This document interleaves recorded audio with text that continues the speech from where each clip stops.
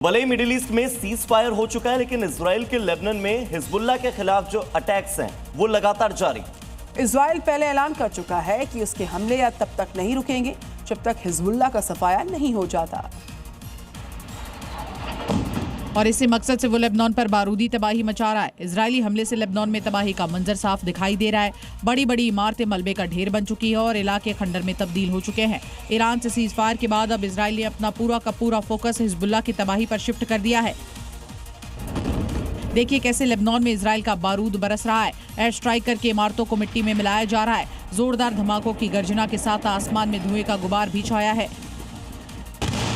देखिए कैसे Israeli air force Lebanon में हिजबुल्लाह के ठिकानों को टारगेट कर रहे हैं। कहता है उसके विफल होने के बाद इजराइल के लेबनान पर अटैक्स और ज्यादा बढ़ चुके हैं। लेकिन इजराइल बारूदी प्रहार रोकने का नाम ही नहीं ले रहा है। तस्वीरें देखिए।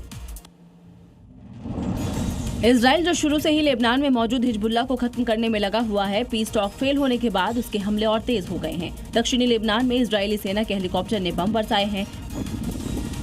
हमलों के बाद की तबाही के निशान भी दिखाई दे रहे हैं। वीडियो में देखिए, जहां तक नजर जाएगी मलबे में तब्दील इमारतें और गाड़ियां दिखाई देंगी, जिन्हें हटाने के लिए रेस्क्यू की टीमें भी लगी हुई हैं। बिल्डिंगों से निकलता धुआं और आग बुझाते फायर कर्मी, हर तरफ हमलों के बाद सिर्फ खंडर नुमा इमारतें और विध्वंस ही नजर आ रहा है। इजराइल लेबनान से हिजबुल्लाह का पूरी तरह खात्मा चाहता है और नेतन्याहू ने इस कसम को फिर दोहराया है। बीती रात मिडिल ईस्ट के आसमान में बड़ी संख्या में अमेरिकी विमान दिखाई दिए। C-17, C-130 जैसे कई सारे विमानों ने उड़ान भरी है। सैन्य साजो सामान और सैनिकों की आवाजाही का अनुमान दर्ज किया जा रहा है।